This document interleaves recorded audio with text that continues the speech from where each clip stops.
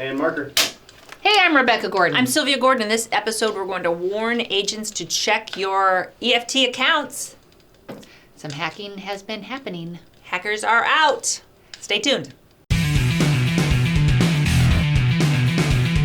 So, we've heard of, this has been going on for years, but industrious hackers can go in and change your EFT so that your deposits from the insurance companies, instead of going into your bank account, will go into their bank account.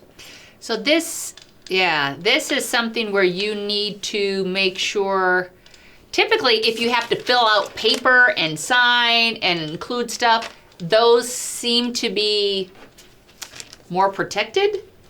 But there are some accounts where you can you type everything into that system and it seems like it's... Even with paper. So people can just sign a new paper and they can mail it in and say, hey, here's a new EFT form. You would think there's more security involved.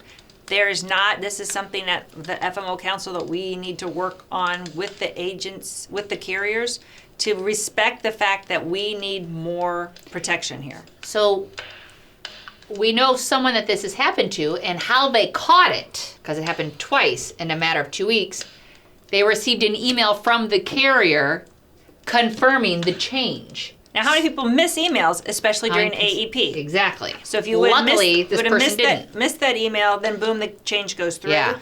But this is very simple, and we've had agents in the past that have fought, business owners and former employees that know the system and know they could just slip in a new EFT paper, and the email is not going to the person that would read it, and boom, those accounts go. Now, if you get busted, you got some serious felony charges here. That's why I said it's typically not Americans. It's typically not people in your agency, former employees. It's typically legit hackers that are going after your money. It's something to talk to your staff about, to make your administrative staff be very vigilant, to look at all those emails from the carriers. Maybe change your passwords and maybe change your passwords more often. I know people complain the carriers make them change their passwords and they hate it. What is that app that you've used before? So it's called LastPass, and it will help you get very hard passwords. Hard passwords, encrypted passwords, and it'll help you save them.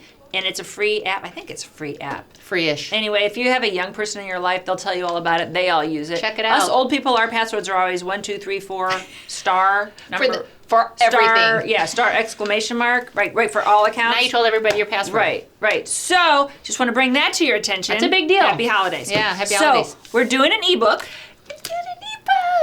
And we were asking for submissions of your craziest stories. You've been in the field all AEP and you have stories. Insurance stories. We want your insurance. Every agent has stories. We will take them all. We'll put a section for the really X-rated ones at the back of the book for the sensitive people.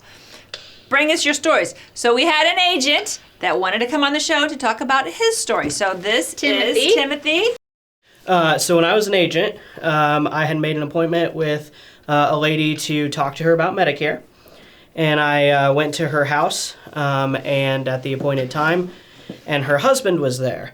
And it was very clear that he was very suspicious of me being there. He didn't open the door all the way. He kind of stood back inside the house a little bit. And, I explained why I was there. I mentioned his wife's name. I showed him the paper with her signature on it that said, hey, I'm allowed to be here.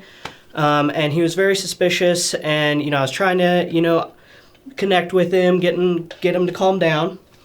And all of a sudden, he just reached behind him, and I didn't know this, but he had been carrying a firearm, and he pulled it out and pointed it at me, and he says, I said, she's not here. You have 10 seconds to get off my porch. Wow. And I got off his porch in about 4 seconds.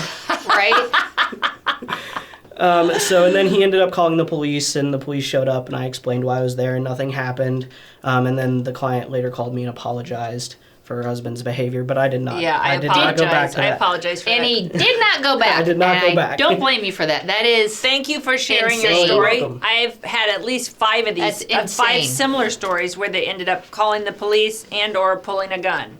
So Gosh. typically those stories are in the South, not to kick on the South, but that's the first one that I heard in Indiana where the guy pulled a gun. That is wild. Actually, that's the second one I heard in Indiana. But you guys all have stories, and I know you're going to enjoy reading the ebook we're going to put out. So give us your stories, and we will put them all together and send that out in 2020.